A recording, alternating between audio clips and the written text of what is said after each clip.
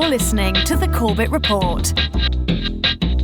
CorbettReport.com. Welcome back, ladies and gentlemen. Welcome back to the Questions for Corbett podcast. I'm your host, as always, James Corbett of CorbettReport.com, coming to you from the sunny climes of Western Japan on the 25th day of February 2017.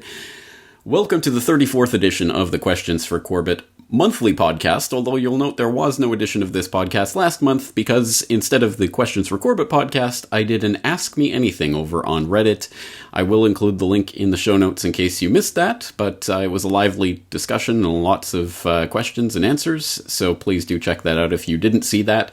And thank you, as always, to everyone who sent in their questions for this edition of the series. As always, for those who don't know, there are many different ways to get your questions in. Of course, you can just use the contact form on CorbettReport.com to either send me a text message or an audio message, and there were a couple of audio questions this month, so we will get to that shortly. Of course, members of the Corbett Report community are invited, nay, exhorted to log into the website and leave your questions or your answers, or your observations, or anything else in the comment section of this post on CorbettReport.com. And you can tweet me using the Q4C hashtag. We used to use QFC, but we've switched to Q4C. Or you can send me a video message, put it on a video platform, and just let me know it's there, and I will be happy to include that in the next edition of this series. But, as always, let's start by taking a look over at the comment section on the previous edition of the Q4C series, number 33, and there was, as always, a lively discussion going on there, lots of questions and comments and back and forth, including an answer to the question for you that I left the audience with last time, namely regarding the question, if you were suddenly made ruler of the world, what monetary system would you implement? What do you think would be the fairest way? There were some interesting responses to that.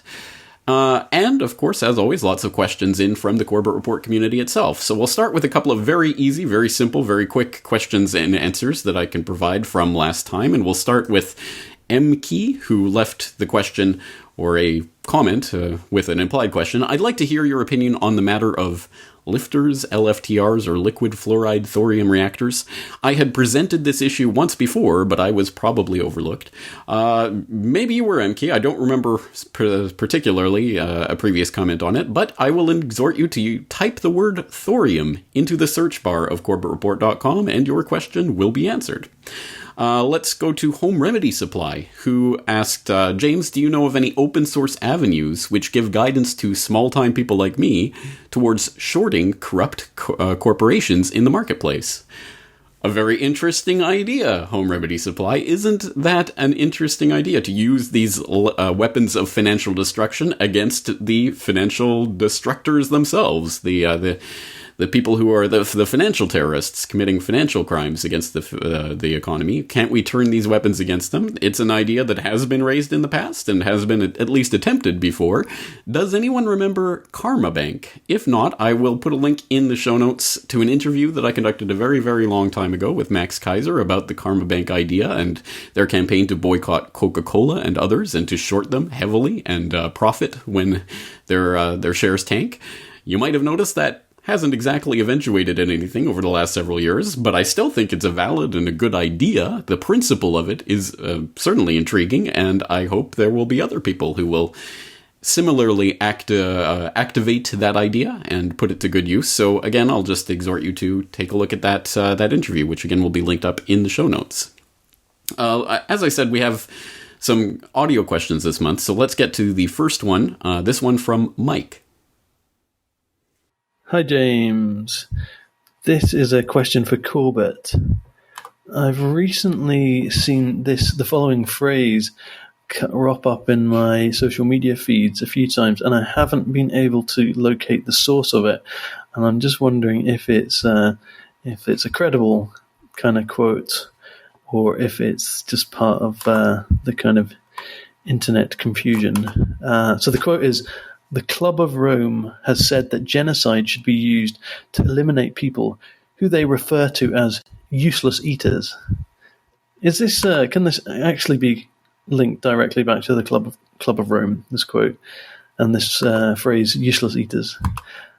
thank you so much for all the hard work that you put into the Corbett Report. It's one of the most valuable sources of information I've ever found on the internet, and I thank you for that. And I have been a financial contributor, because I recognise how difficult it is to make these things financially sustainable.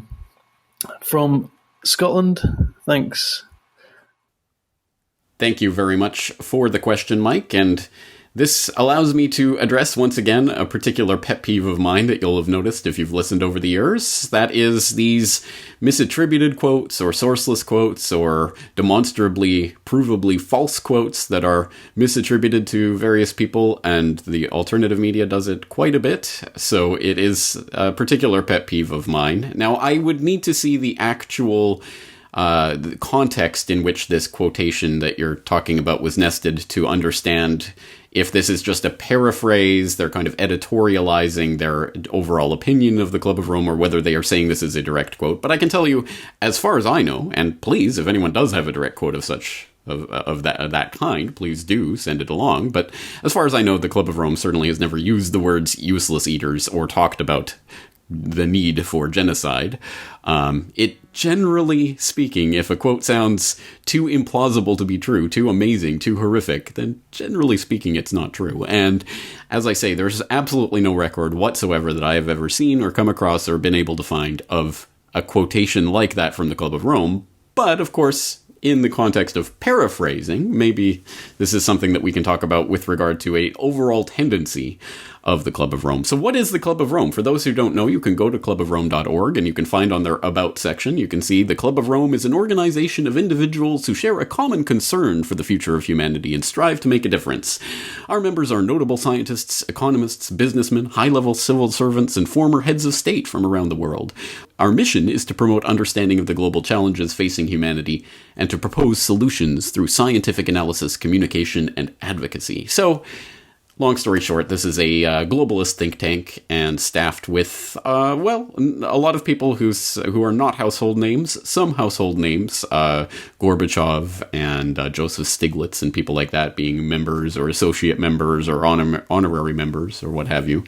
But this is a think tank that issues reports and publications of that sort. And the most famous or infamous, depending on which side of the line you fall on, was the Limits to Growth, which I believe was published in 1972 and was all about the doom and gloom scaranoia threat of the late 60s, early 70s, the overpopulation, the bomb that Paul Ehrlich and others wrote about, and how it was going to destroy not Western civilization, humanity itself was going to be destroyed by this, and it led to the insane and ridiculous and completely laughably wrong predictions of people like Ehrlich that he gave even odds that the UK wouldn't even exist in the year 2000 because of all of the famines and the like, which were coming down the line, right? And the Club of Rome and the Limits to Growth were very much a part of that hype and threat, and they hyped up their own laughably, provably mistaken, wrong conclusions, predictions, ideas that they thought were coming down the line.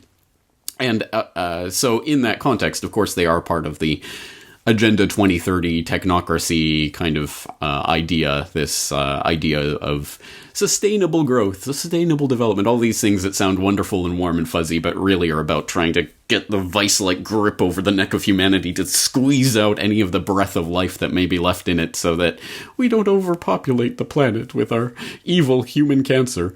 That kind of rhetoric. So, as I say, as far as I know, there's no useless eater money quote, but one that I hope my audience will be familiar with, because I've referenced it numerous times, is the rather startling passage from their 1991 publication, The First Global Revolution, where they wrote, quote, "In searching for a common enemy against whom we can unite, we came up with the idea that pollution, the threat of global warming, water shortages, famine, and the like would fit the bill.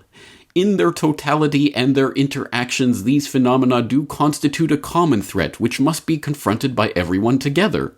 But in designating these dangers as the enemy, we fall into the trap, which we've already warned readers about, namely mistaking symptoms for causes.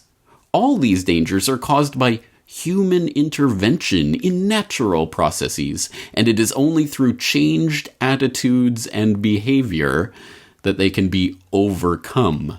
The real enemy, then, is humanity itself." End quote. That is insanity. I wish it was insanity. I wish there were not people who truly believed that out there, but there it is in black and white, and I will put the link into the actual document itself so you can go read it in its context, find out what these, genocidal psychopathic maniacs who have a hatred for humanity. And there are people who are just blinded by the sort of religious side of it, the cult of this Gaia worship and all of that. But I think the people who are funding this and the people at the top of this organization don't really hate humanity per se. They just hate everyone who isn't part of their pure genetic bloodlines. So of course, this gets back into the eugenics idea and all of that.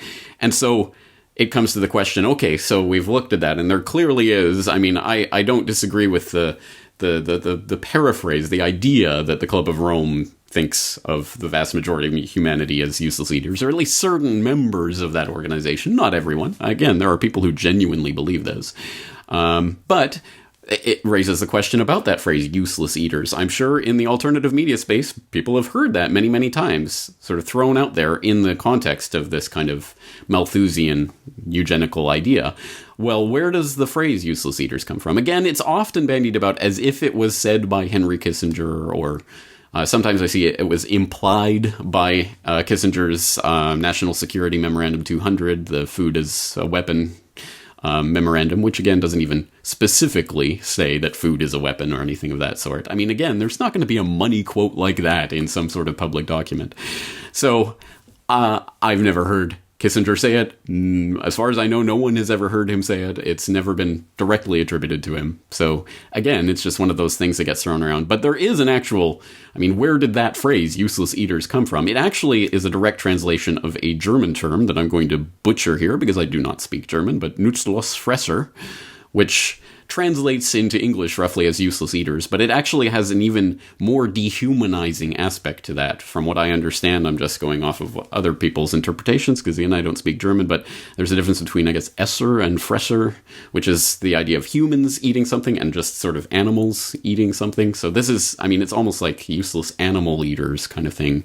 They're not even human. This is related to a term, Lebensunwertsleben, life unworthy of life, which was also kicked around in Germany. Specifically in 1920, there was a thesis by Karl Binding and Alfred Hoche in a work that they had, Permission for the Destruction of Life Unworthy of Life. I'll throw in a link in the show notes so you can read about that and how that book kicked off a big debate in Germany at the time, and was one of the sources for the philosophy that developed into, obviously, the Nazis and their eugenical programs, including the T4 euthanasia program. So this is the context in which useless eaters actually emerged, but I think it is safe to say it is part of the overall globalist depopulation eugenics agenda, and is the idea that it is at least implied by a lot of these documents and things that we talk about, like Kissinger's NSM 200, but again, it's not a direct quotation. In terms of direct quotations from Kissinger, there is one very interesting one that does get thrown around a lot. Military men are dumb, stupid animals to be used as pawns for foreign policy. Now, that is a quote that was attributed to Kissinger by Woodward and Bernstein, the Watergate journalists, who, of course, went on to at least one half of that, had a very prosperous journalistic career that is, I suppose, still going. The other half wrote about CIA and the media, and you don't really hear about him very much. But obviously Woodward's still a journalist who's revered, except for this quotation, which, again, it appears in their book, The Final Days, in chapter 14, and it is attributed to Alexander Haig, who said that Kissinger told this to someone who is not named, and he heard it from that person. So that's the sourcing of this, but it's interesting if you look at, wiki quotes or, any kind of mainstream source on things like this. although Woodward and Bernstein would be, the holy stamp of imprimatur of this is the sine qua non of journalism in the 20th century. These are the penultimate, these are the guys at the pinnacle of journalism. Except for when it comes to things like this. And then it says this is not only, not properly sourced and there's no direct documentary evidence of this, but it's even unlikely because Kissinger speaks in very calm and measured tones and scholarly tones, and he would never say something like this. I mean, that's the kind of commentary you get from people. So that's an interesting quotation that, to be fair, Kissinger himself has publicly denied ever having said that. So again, take it for what it's worth. But this is the kind of things that we fall into, the kind of traps that can be fallen into quite easily. If we just take quotations at face value, oh, someone said this? Okay, I guess so. Always, always, always look for the source of a quotation before you take it seriously yourself. And I have addressed this before. For example, I did a podcast on Patriot mythology where I talked about false quotations. So I'll put that link in the show notes as well, so you can check into that. But it's something that gets bandied around. Even if the idea of it is correct, to attribute a quotation falsely is, I think, completely the wrong way to proceed, because if someone who is, say, skeptical takes a look at this quotation that you've put out there and looks into it and finds, no, they never said that, then that scuttles the argument. Why put in demonstrable lies, or at least things that you are not sure of, in an argument? I mean, it's only detrimental. And if you're searching for the truth, then using lies or things that you can't prove or things that aren't known does not seem like a way forward. So this is a long answer, but I hope it does answer that question. Thank you very much, Mike. Let's move on to the next question. This one from the contact form from Jeff. In fact, I had a lot of questions on this topic recently, but this one encapsulates it quite succinctly. Jeff writes, "What is Bitcoin and how do I buy it?" Well, there's been a lot of interest in Bitcoin. I've gotten several questions over the last month. So I'll just direct people to bitcoin.com just for the general basic overview so that people can look into what is Bitcoin. Bitcoin.com, by the way, is not, that is not Bitcoin itself. It is not, there's no official stamp of approval of Bitcoin because it's a decentralized peer-to-peer network, but Bitcoin.com is a place you can go just to start learning some of the information about Bitcoin. And in their FAQ, they have the question, what is Bitcoin? And the answer is, Bitcoin's inventor, Satoshi Nakamoto, described Bitcoin as a peer-to-peer electronic cash system in the original 2009 Bitcoin white paper, the document which created the roadmap for Bitcoin. To date, this is still the most simple and accurate description. Bitcoin is a consensus network that enables a new payment system and a completely digital money. It is the first decentralized peer-to-peer payment network that is powered by its users with no central authority or middlemen. From a user perspective, Bitcoin is perhaps best described as cash for the internet, but Bitcoin can also be seen as the most prominent triple-entry bookkeeping system in existence.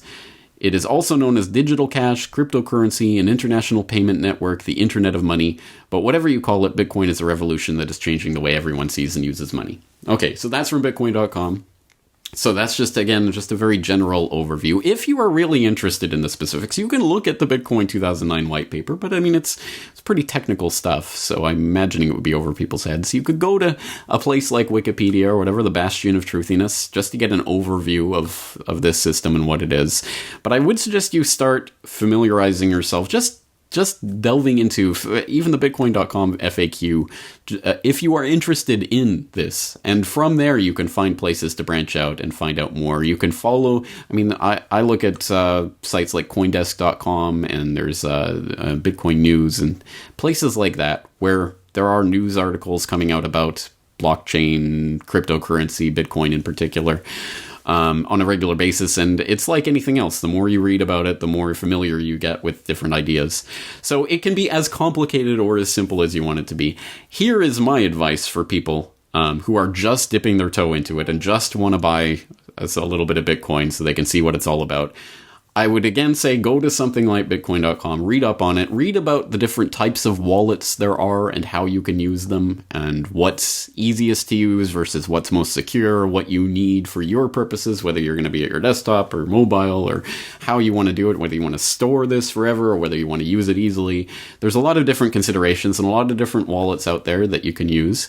And once you do, then it's a question of, well, how do you get Bitcoin? You can go through an exchange, but increasingly so in most places to go through an exchange to buy Bitcoin. You're going to have to feed them all sorts of details about yourself and send them, I don't know, drops of blood or whatever it is. I'm only half joking at this point, but you have to verify yourself 7 ways from Sunday for most exchanges these days. Or you could go through local Bitcoin or something like that, where you can physically, face-to-face transact with someone. But be careful about your local laws, people. I wouldn't want you to do anything illegal.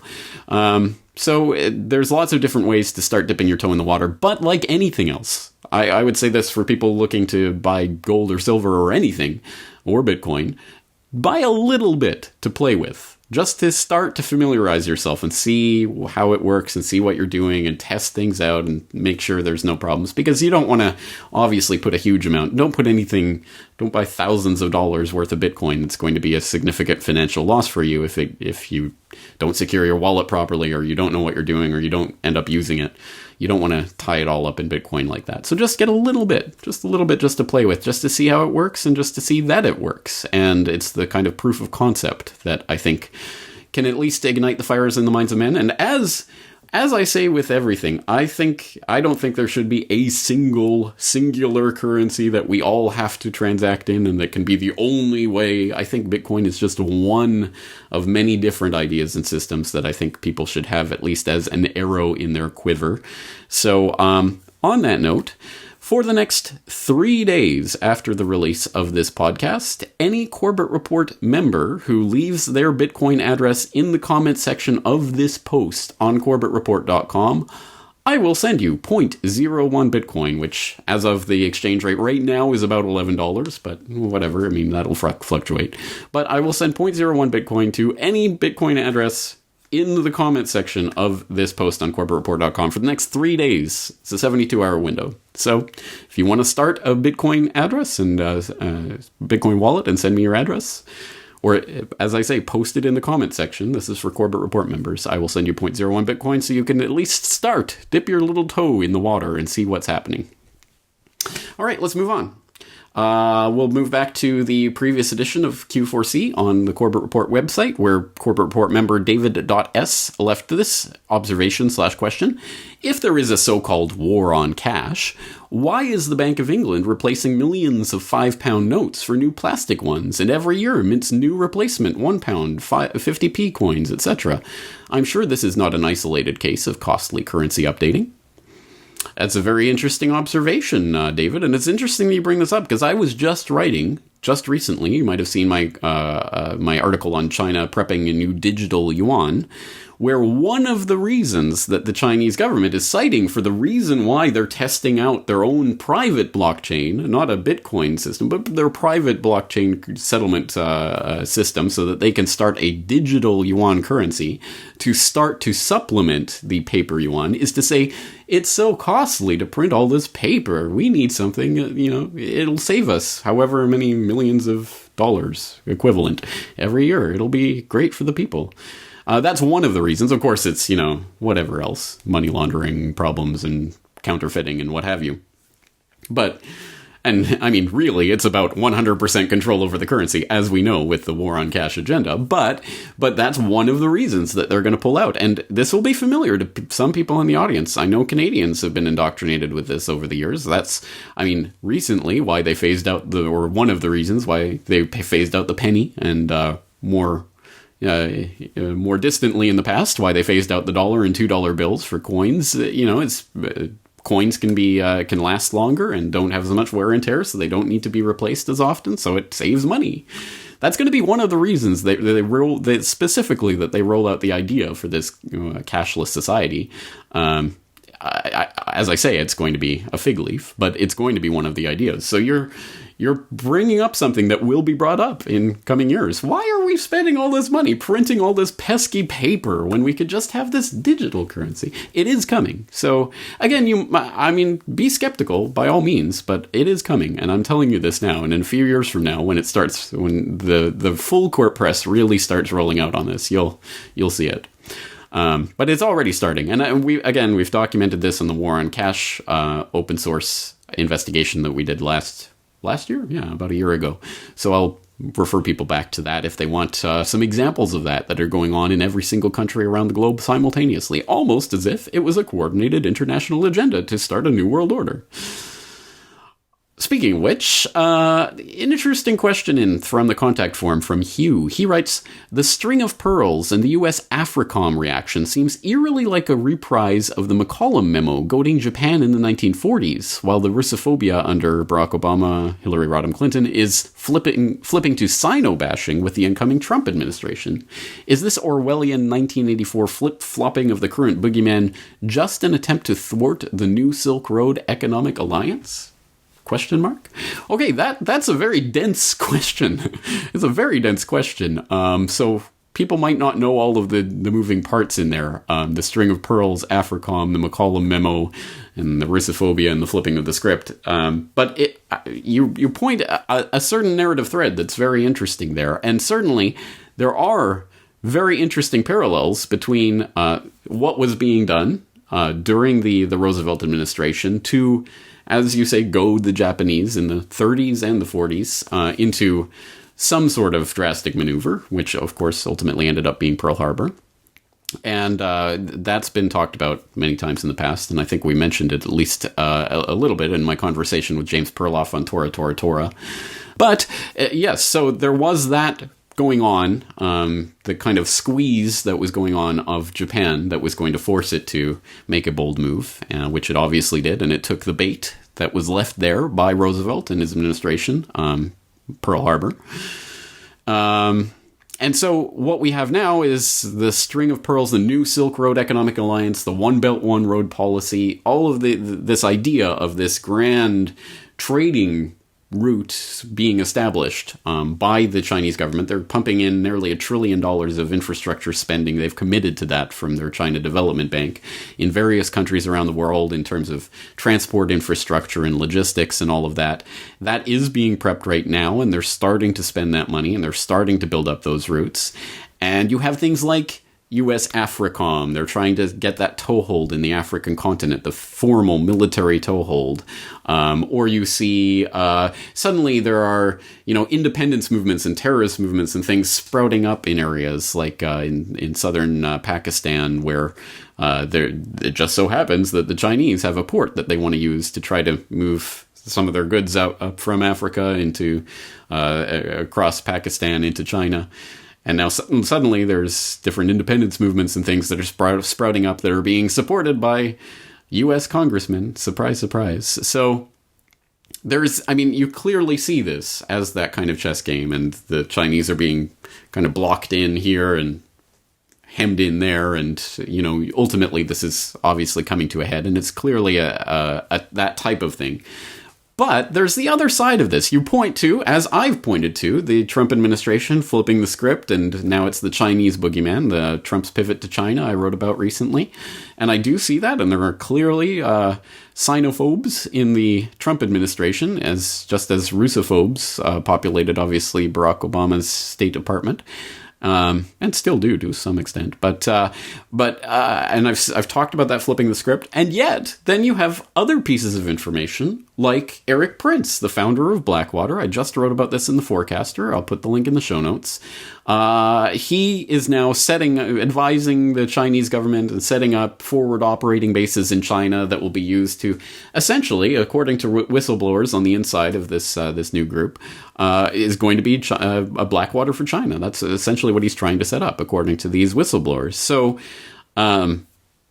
isn't this strange? And specifically, and even in the Frontier Services Group, this new organization, in their actual PR, they're talking about they're trying to ride on this gravy train of money that's coming through the China Development Bank and others for this infrastructure spending on the new Silk Road. So they're specifically positioning themselves to benefit from this and to, yeah, sure, we'll set up a Blackwater for you or whatever you need. And yet, Prince is also not only a donor to Trump's super PAC and a supporter of Trump and someone who's appeared on Breitbart Radio for the last several months as an expert, we should start a new Phoenix program and all of that kind of nonsense. And of course his sister, Betsy DeVos, has just been appointed education secretary. Now he is also an unacknowledged advisor to the Trump administration, and at the same time helping China set up a Blackwater type organization, which is probably technically illegal. Defense services being one of the prohibited items for U.S. corporations to be helping with China.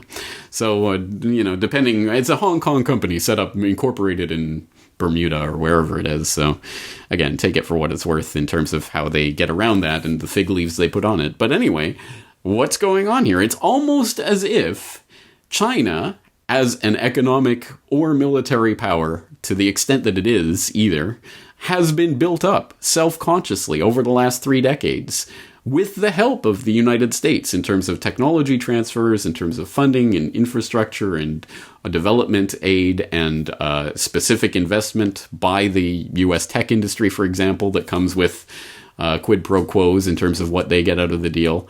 It's almost like this has been part of a coordinated agenda to build them up as the boogeyman for the 21st century. And just like in the original Cold War 2.0, if it does come to fruition with China, they'll be blocking them in and warring with them, however, literally or metaphorically, with NATO and all of that as one side of that, but then also helping them set up Blackwater and whatever on the other side of it through other arms, more covert. Again, it seems like this is all just a setup for another fleecing of the public in terms of, here's the boogeyman, be scared of them, we're secretly helping them, but be scared of them, and it might be war. Anyway, I have a lot more to say about this, but I've already said a lot about this, so I'll direct people to a number of things that I've written about this in the past. The Great Decoupling, how the West is engineering its own downfall. Deal with the Devil, how the global elite recolonized China. China and the US, frenemies with benefits. Phony opposition, the truth about the BRICS. And, of course, my episode 297 on China and the New World Order. So a lot of material to go through there. That's one amazingly dense question. A couple of sentences, and I could talk about that for hours. But very perceptive, but I think there's a lot going on under the surface that we're not seeing as well. And as I say, there's a lot more about that specifically to come in the future. Now let's go back to the audio, the SpeakPipe application on my contact form at corbettreport.com, where another listener, Matthias, left this message. Hi, James. Thank you for a really amazing show and for always inspiring to dig deeper and, get to the truth of it. I'd like to ask a question regarding, normally you have the government making the rules, the police executing on the rules, and what's the name? The court interpreting the rules. And then say that there's a fourth power called the press. So the press is like the dog barking when something is wrong. But my question is, what is the incentive for the media to actually reveal corruption and stuff like that? All right, I hope my question made sense. Thank you very much, and hope to see your next video soon. Bye. Thank you for the question, Matthias. That is actually a very profound question, perhaps even more profound than it appears on first glance. What is the incentive for media to report on corruption and criminality?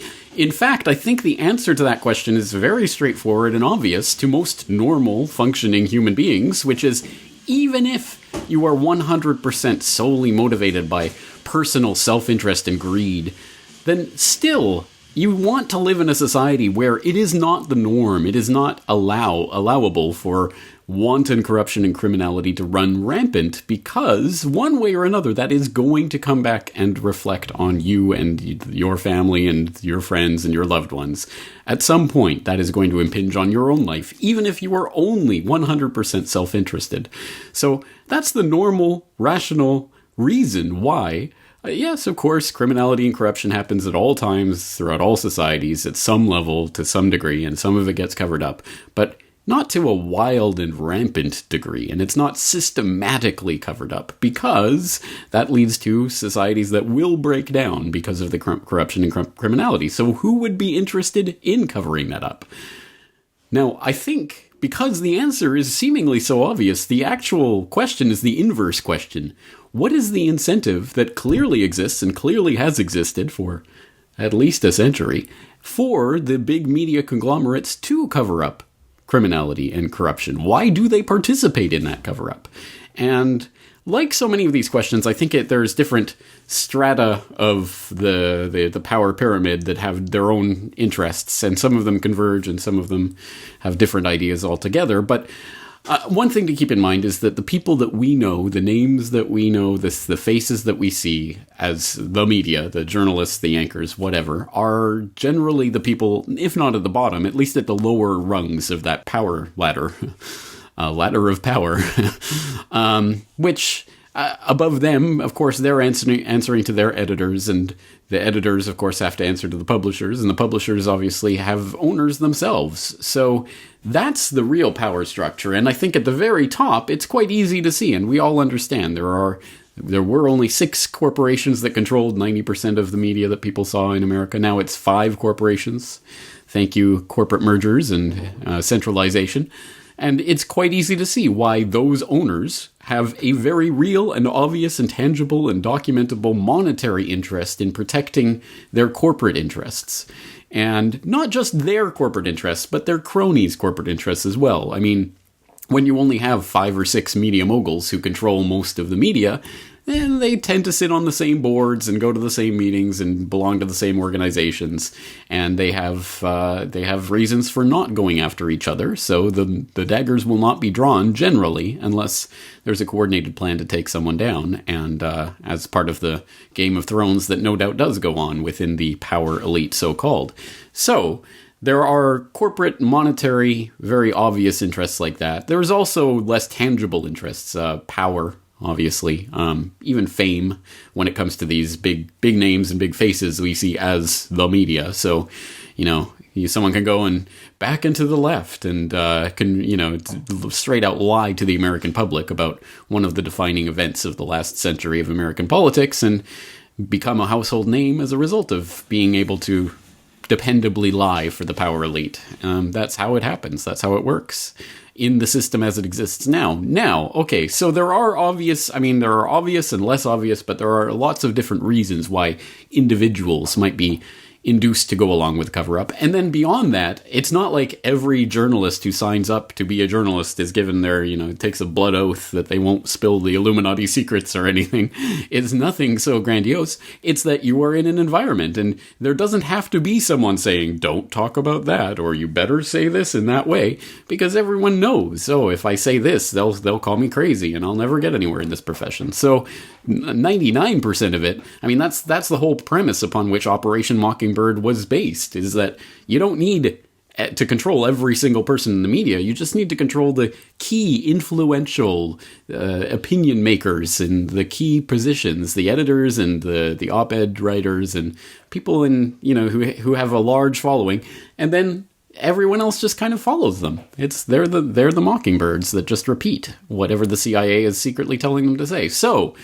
So again, it doesn't even have to be people consciously trying to cover up criminality and corruption. They can just go along to get along, as in so many other aspects of life. The hopeful side of this is that exactly as that centralization of power and control in the hands of fewer and fewer media conglomerates over the past century has demonstrably led to a situation where there is systemic cover-up of corruption and criminality. Again, it's always existed, but it is absolutely insane, the levels we've reached at this point. But the flip side of that is the radical decentralization that we've had in the internet over the past couple of decades that has allowed people like myself, people like whoever your favorite independent blogger, vlogger, journalist, whatever is, it has allowed them to be, right? That is the flip side of this equation. And that's why so much of this incredible corruption and criminality is now being exposed, and why so many people are turning to independent media sources, and why certain formerly independent and alternative outlets are now becoming really the new mainstream in a real sense. Not necessarily in a good sense, but anyway, that it is happening. So that's at least a potential positive and something we can take away from this. Again, most people do not want to live in a society, whether they know it or not, they do not want to live in a society of corruption and criminality, because that only ever benefits a very small few people, which is why the incentive is vastly skewed to the other side. People do want to expose this stuff, but the incentive structure has been flipped on its head, especially over the past century. And it's beyond the scope of this podcast, which is already getting too long, but to do an in-depth review of the way that the media space and the media corporate sector conglomerated into these gigantic behemoths over the past century, really, would be a fascinating study, and one that, we'll keep in mind for the future. I'm not promising anything, but I think it would be a good idea. Okay, let's turn back to the contact form at corbettreport.com for the next question. This one from Patricia, who writes, I enjoyed listening to your recent interview with Nomi Prinz, and as a result of that interview, picked up her book, All the President's Bankers. The discussion of events leading to World War I and the sinking of the Lusitania made no reference to it being a false flag attack. At this point, I feel that this omission decreases credibility of her book's premise, and I have serious doubts to continue reading. What are your thoughts?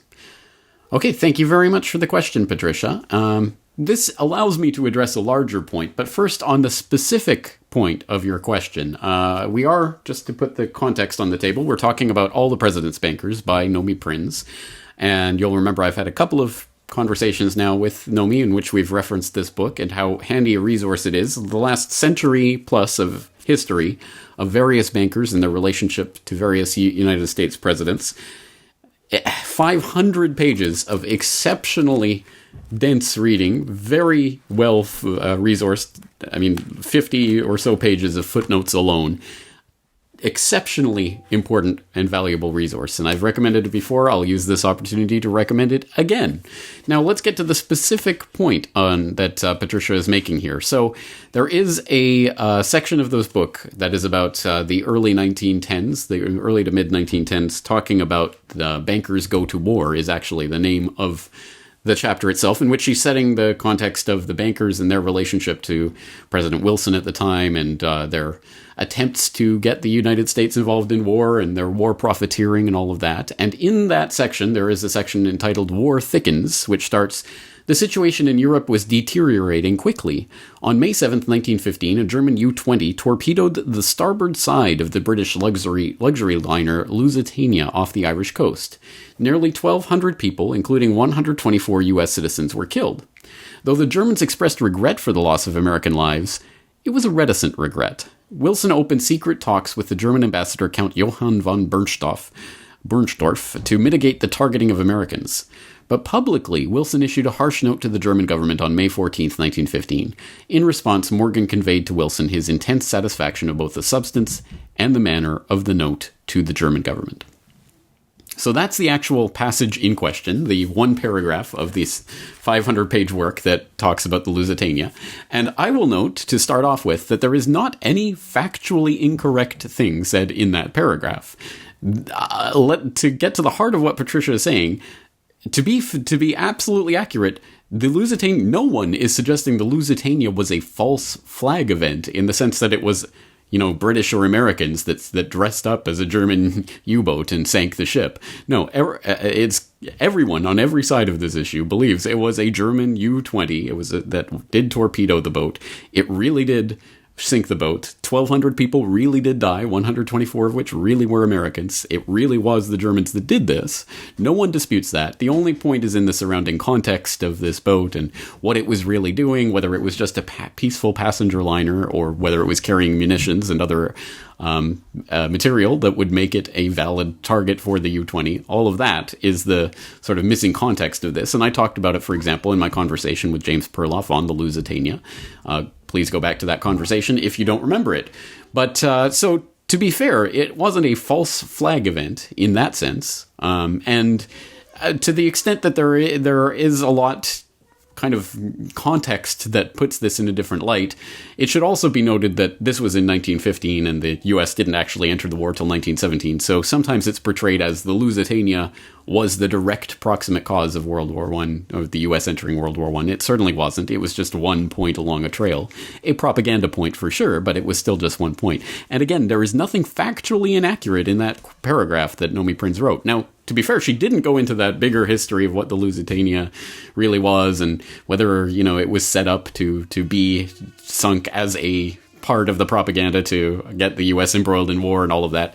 But it is coming in the context of an entire chapter that's all about the bankers and how they wanted the war, how they were engineering to get the US government on board with the war, how they were profiteering from the war. So it's not like it exonerates the bankers in any sense.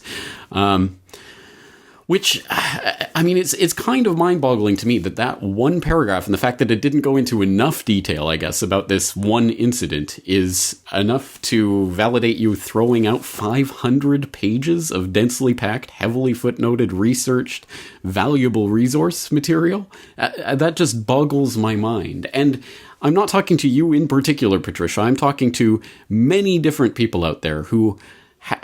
In fact, I get a version of this question. I swear, every single day I get some version of this question, which may be about, this particular passage of this particular book. Does that mean I think I'm going to give up reading the book? Or it could be, this researcher said this. Do you think it invalidates everything he's ever said? Or what do you think about this researcher? Or what do you think about that website? Is it trustworthy?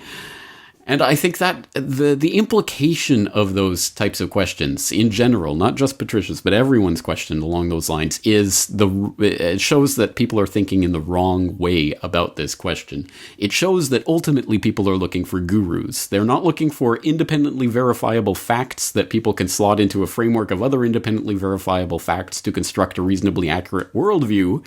No, people are looking for this source of information as the truth. I can turn to this guru, or I can turn to that guru. I can turn to this website and it will tell me the truth, and everything, every part of every detail of every context of everything that's said is in its full and complete context to help me understand the entire truth of the...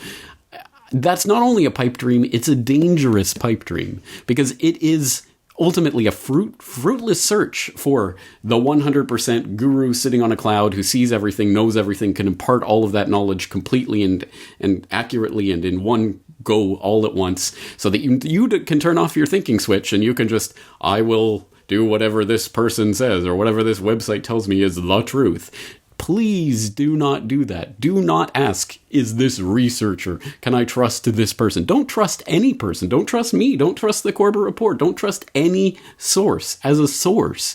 You trust the information you can independently verify, factual, real-world information, and you put that into a worldview. And as long as people are looking for that guru or that source so that they can throw out a 500-page book because they disagree with the kind of general tenor of one paragraph of it, it's throwing out the baby with the bathwater, and it is self-defeating. And I understand why it appeals to people, why they want to have a guru floating on the clouds who can tell them everything and they can turn off their brain, but there is no guru out there. Stop looking for it. And that's one of the reasons why I don't answer when people ask me, can I trust this person? Can I trust that person? It's completely the wrong question, so it will get you the wrong answers.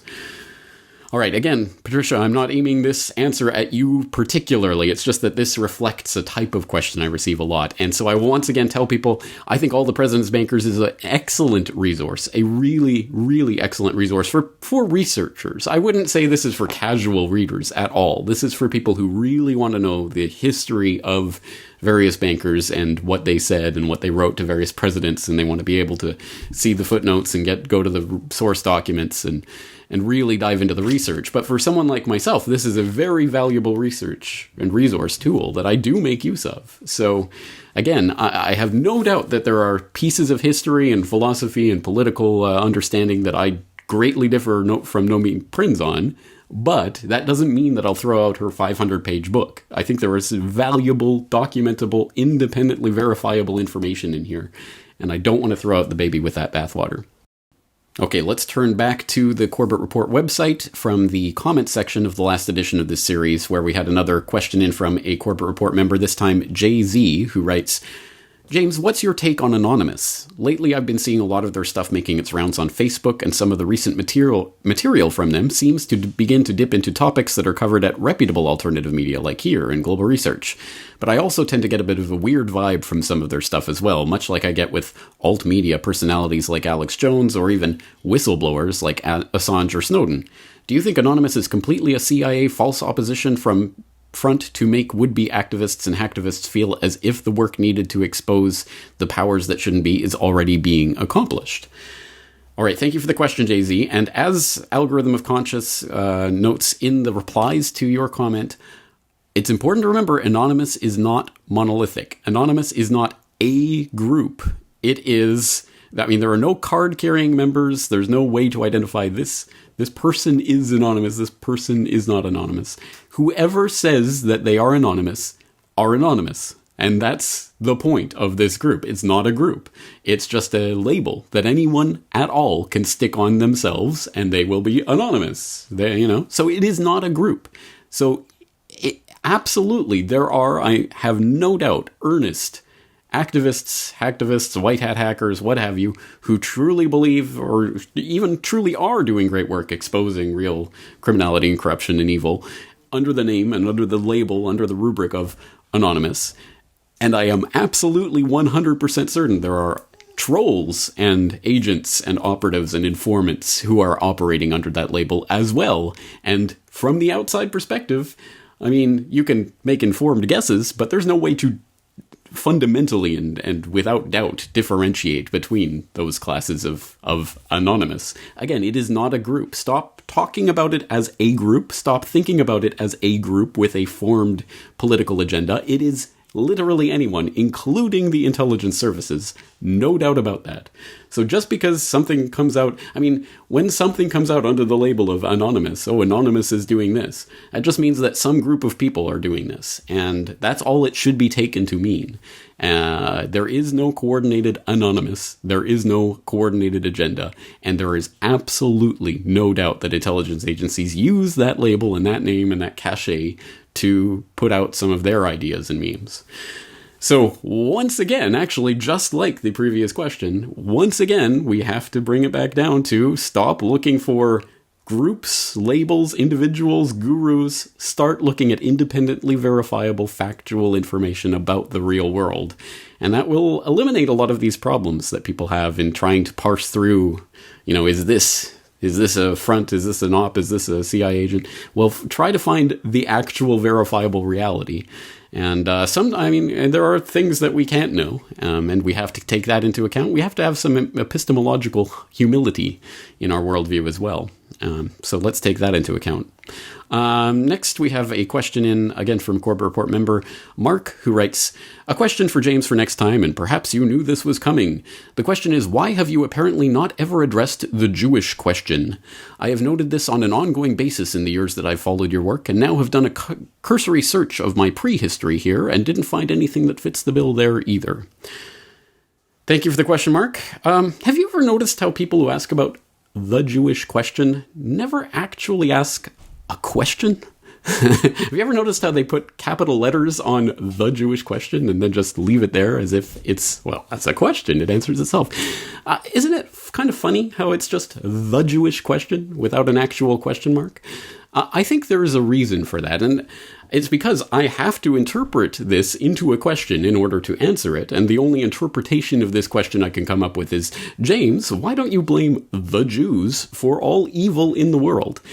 And I think that's why it's generally not framed as a question, is because 99% of people out there would hear that question and realize it to be ridiculous. Of course, there are good Jews and evil Jews, as there are good and evil in every ethnic and or religious sect and race and class of people on this planet. And most people have personal experience with that. They know people, Jews, who are not part of the grand Jewish conspiracy. So it's a self-defeating and self-answering question because it's self-evidently not true.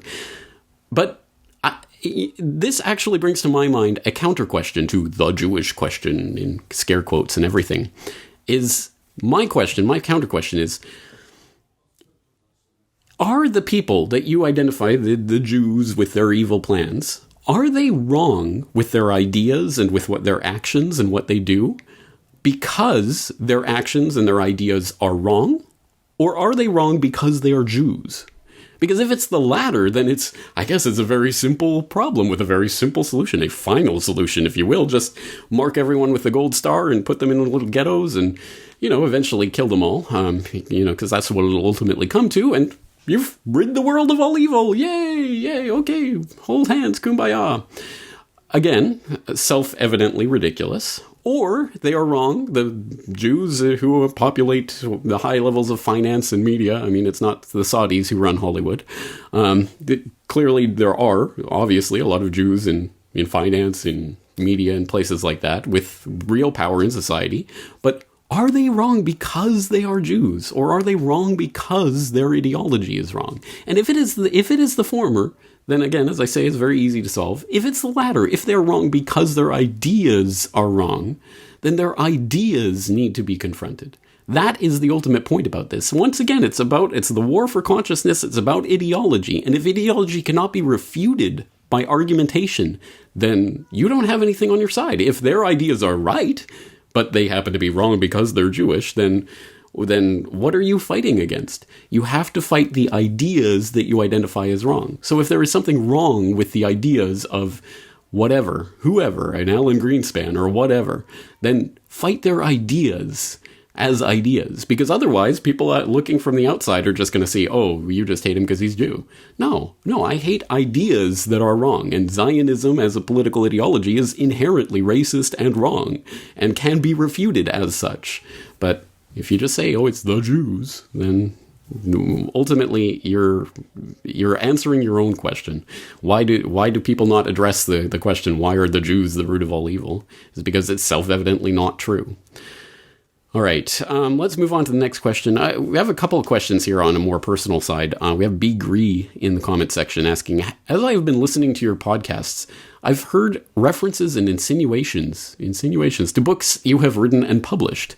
I went to the main page with items for sale and no books. My question is, what books have you written besides essays on the New World Order, and how would I be able to obtain them? Oh, thank you, B. Gree. Oh, this question. Yes, I have made references to that book before, haven't I? And that's because 7 years ago, I was 8 years ago now almost, I was planning on publishing a book called Reportage, Essays on the New World Order. Somehow or other, that book never materialized. It's not that I've been writing it for 8 years, but in a sense I have. Those essays have developed as I've written hundreds and hundreds of editorials for the International Forecaster and for the Corbett Report. So I, in a way, have been working on it, but I have not yet released that book. I have not yet released a single book. I have not published any books.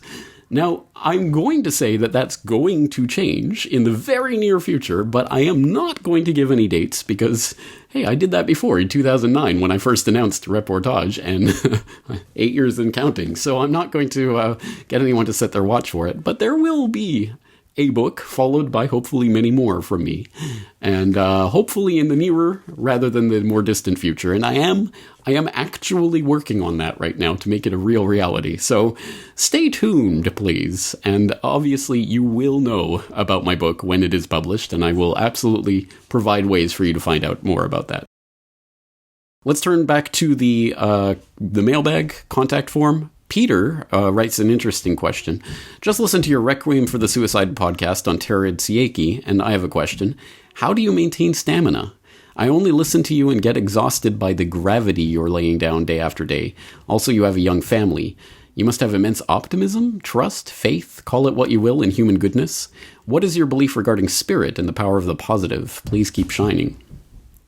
All right, thank you for the question, Peter. And yes, when it comes to exceptionally heavy material like the Requiem for the Suicided series, it's a very good question because, trust me, I take this information that is being conveyed here exceptionally seriously. It is information that in some cases does cost people their lives. It is extremely important, and it is extremely important to try to convey this information and pass it on and keep that torch burning, etc.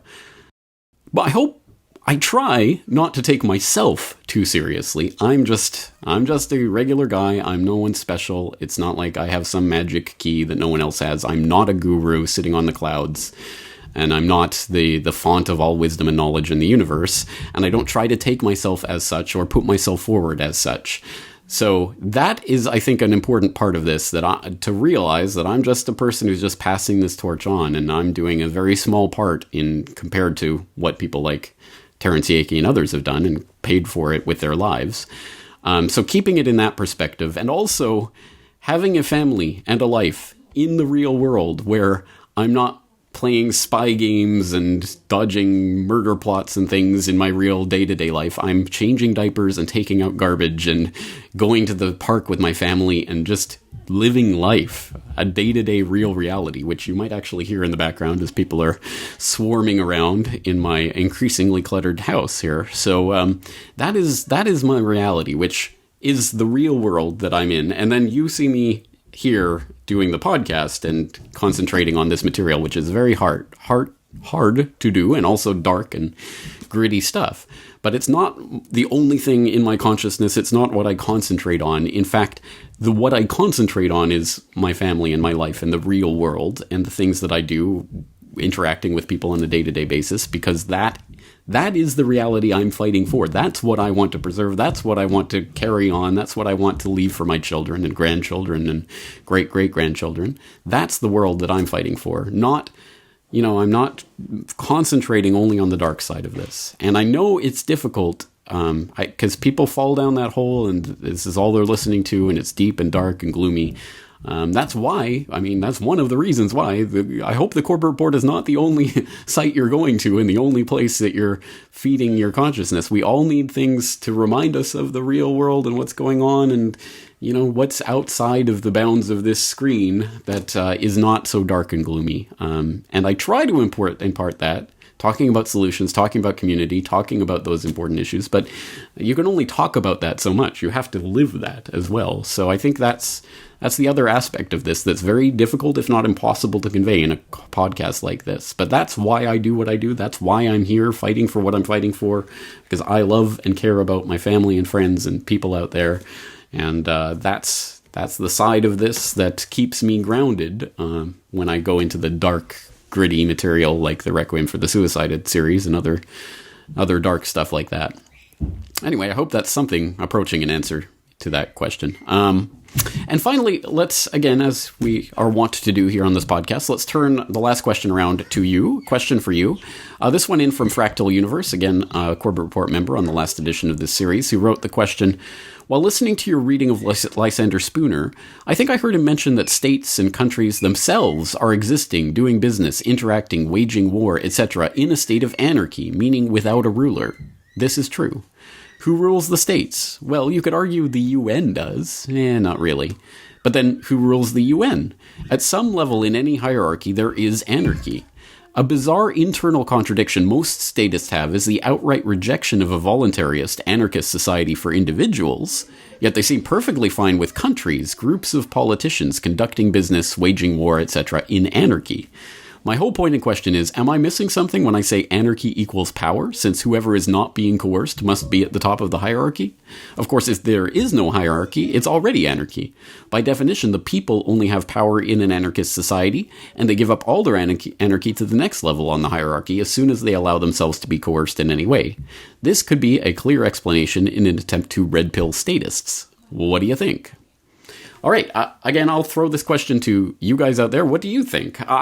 For one, I certainly understand the point that's being made here, and I agree that it is self-evidently true that the nations of the world exist in a state of anarchy, which has been tempered, especially over the past century, by a number of international agreements and frameworks and treaties, so that there are now there is international law, and I've even had a podcast episode about the idea of international law and how it's developed and how it's being used to drive us further and further into the League of Nations, United Nations, International Court of Justice, and into the World Trade Organization and other organizations like that want to try to form what is, in essence, a global government structure, which takes this anarchy of nations and makes a hierarchical structure out of them.